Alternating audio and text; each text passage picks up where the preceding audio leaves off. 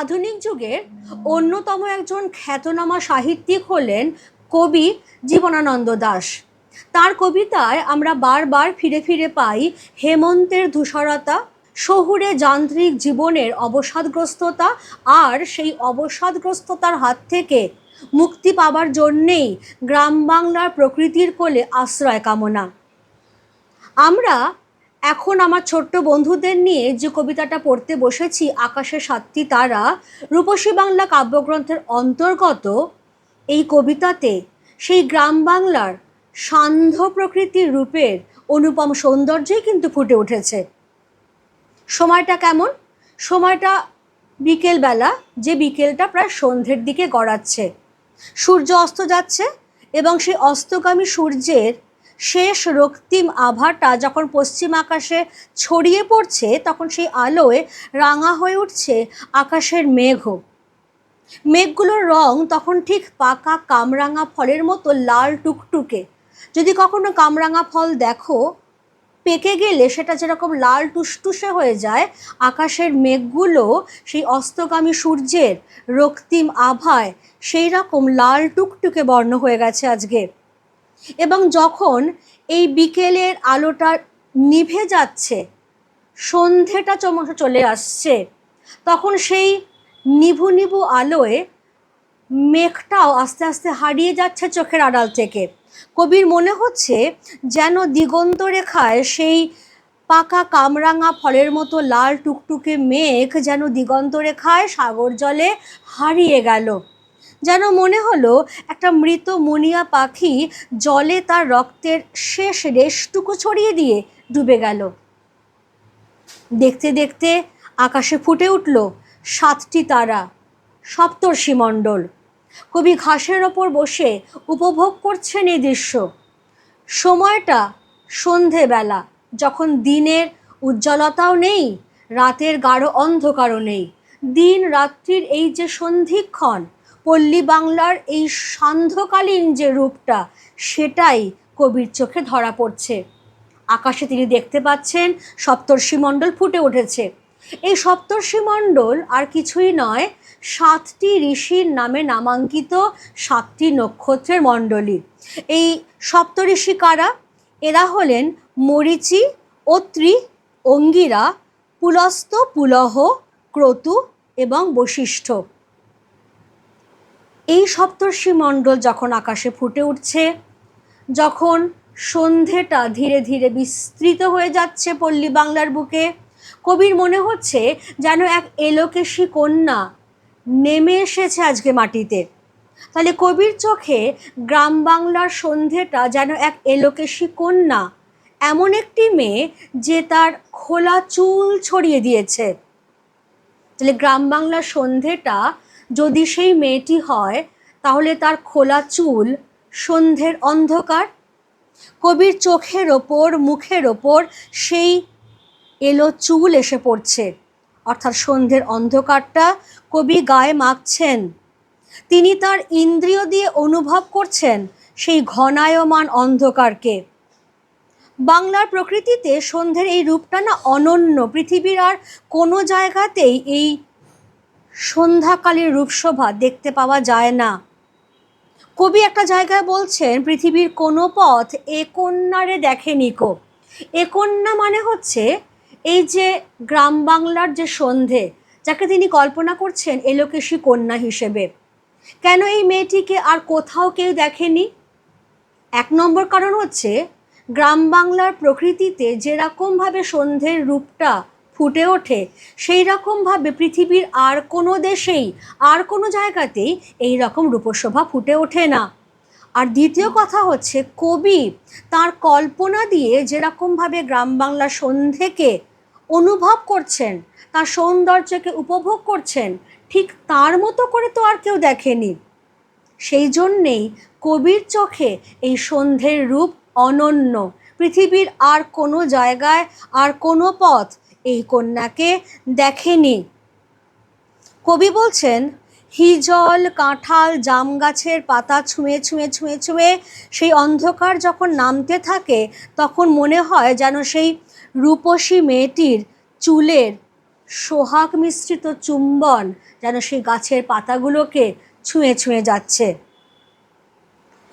এবার শুধু যে দেখা, শুধু যে স্পর্শ করা তাই নয়, বাংলা সন্ধ্যাকে কবি চিনে নিচ্ছেন গন্ধ দিয়েও। কারণ গ্রাম বাংলার সন্ধ্যার একটা নিজস্ব গন্ধ আছে। সন্ধ্যারূপিণী এই যে কেশবতী কন্যার, তার চুলের এই যে খোলা চুলের যে বিন্যাস, তার মধ্যে দিয়ে একটা অপূর্ব স্নিগ্ধ গন্ধ কবি লাভ করছেন, যে গন্ধ তিনি আর কোথাও পান না। সেই গন্ধগুলো কিসের কিসের মিশেলে তৈরি হয়েছে? নরম ধানের গন্ধ, কলমি শাকের গন্ধ, হাঁসের কোমল পালকের গন্ধ, সর ঘাসের গন্ধ, পুকুরের জল থেকে উঠে আসা যে একটা সোঁদা সোঁদা গন্ধ, বা চাঁদা সরপুঁটি মাছেদের একটা আষ্টে আষ্টে গন্ধ, কিংবা ধরো গ্রামের কিশোরী মেয়েটি যে চাল ধুয়েছে, সেই চাল ধোয়া ভিজে ঠান্ডা হাতের গন্ধ, আর গ্রামীণ কিশোরের পায়ের তলায় পিষে যাওয়া যে মুথা ঘাসের গন্ধ।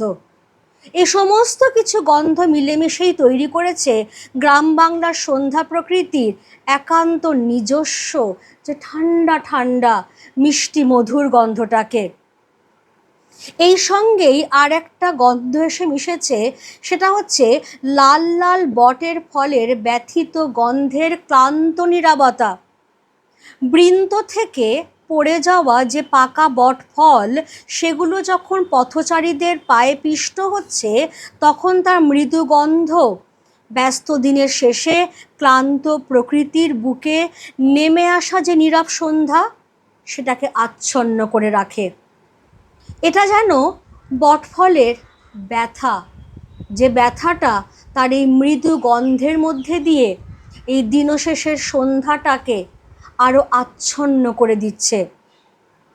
এবার এই সন্ধ্যার প্রসঙ্গেই, গ্রাম বাংলার এই সন্ধ্যার প্রসঙ্গেই কবি তিনটে বিশেষণ ব্যবহার করেছেন।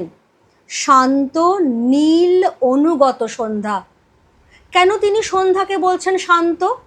কারণ গ্রাম বাংলার সন্ধ্যায় শহরের মতো এত কোলাহল, এত আড়ম্বর, এত হই হুল্লোড় নেই। তা একান্ত নির্জনতায় আচ্ছন্ন, তাই গ্রাম বাংলার সন্ধ্যা শান্ত। গ্রাম বাংলার সন্ধ্যা অনুগত কেন? কারণ প্রত্যেক দিন একই রকমভাবে একই সময়ে এই সন্ধ্যা প্রকৃতির বুকে নেমে আসে, সেই নিয়মের কোনো ব্যতিক্রম ঘটে না। কাজেই পরম অনুগত একজন ছাত্র বা ছাত্রী বা ভৃত্যের মতোই এই সন্ধ্যা প্রত্যেক দিন একই সময় নেমে আসে, তাই সে অনুগত। আর নীল কেন? এই নীল রংটা কিন্তু রোম্যান্টিসিজমের প্রতীক। যখনই দেখবে রূপকথার গল্প তোমরা পড়বে, তখনই একটা নীলচে ভাব সবসময় ছড়িয়ে থাকে। তাহলে এই যে গ্রাম বাংলার প্রকৃতি মানেই যে একটা রোম্যান্টিসিজম, একটা রোমান্টিকতার মায়ার আবেশে ভরা, সেটাও কিন্তু কবি এখানে দিয়ে দিলেন। এই যে গ্রাম বাংলার সন্ধ্যার প্রকৃতি, যাকে কবি কল্পনা করছেন এক এলোকেশী কন্যা হিসেবে, সেই সন্ধ্যা শান্ত, নীল, অনুগত। সেই সন্ধ্যাকে কবি দেখছেন, সেই সন্ধ্যার অন্ধকারকে কবি ছুঁতে পাচ্ছেন। এমনকি সেই সন্ধ্যার অন্ধকারের যে নিজস্ব গন্ধ, যা অনেক কিছুর গন্ধর মিশেলে তৈরি হয়েছে, সেই গন্ধটাকেও তিনি অনুভব করতে পারছেন। বিশেষত এই যে বৃন্ত থেকে পড়ে যাওয়া যে লাল বটফল যখন পথচারীদের পায়ে দলিত মথিত হয়ে যে ব্যথিত গন্ধটা তৈরি করছে, সেটা যেন সন্ধ্যার এই ক্লান্ত নীরবতাকে আচ্ছন্ন করছে। কবি বলছেন যে এই সমস্ত কিছুর মাঝেই তিনি যেন বাংলার প্রাণটাকে খুঁজে পান। গ্রাম বাংলার যে মানুষ বলো, পাখি, গাছপালা, সমস্ত কিছু নিয়ে যে সমগ্র প্রকৃতি, তারই মধ্যেই তো কবি খুঁজে পান তার রূপসী বাংলার প্রাণকে। যার জন্যেই কবি বলেন, বাংলার মুখ আমি দেখিয়াছি, তাই আমি পৃথিবীর রূপ খুঁজিতে যাই না আর। অন্য আরেক জায়গায় তিনি বলেন, আবার আসিব ফিরে ধানসিঁড়িটির তীরে, এই বাংলায় হয়তো মানুষ নয়, হয়তো বা শঙ্খচিল শালিখের বেশের। কবি জন্মান্তরবাদে বিশ্বাসী এবং জন্মে জন্মে কবি ফিরে আসতে চান এই পল্লী বাংলার বুকেই, এই গ্রাম বাংলাকে ভালোবেসে, এই বাংলার মুখ দেখে পরিতৃপ্ত হয়েই এই গ্রাম বাংলার বুকেই তার ফিরে আসবার কামনা কখনো ফুরোয় না, কখনো শেষ হয়ে যায় না। এইখানেই তাহলে কবিতাটির নামকরণের সার্থকতা, যে আকাশে 7টি তারা কখন ফুটে উঠছে? সন্ধেবেলায়। 7টি তারা মানে সপ্তর্ষিমণ্ডল। সেই সূত্রেই গ্রাম বাংলার সন্ধেবেলাকার প্রকৃতিটা কেমন অনন্য সৌন্দর্য নিয়ে ধরা দিচ্ছে তার চোখে, সেটাই তিনি পাঠকের সঙ্গে ভাগ করে নিয়েছেন আজকে, যেটা আমি আজকে তোমাদের সঙ্গে ভাগ করে নিলাম।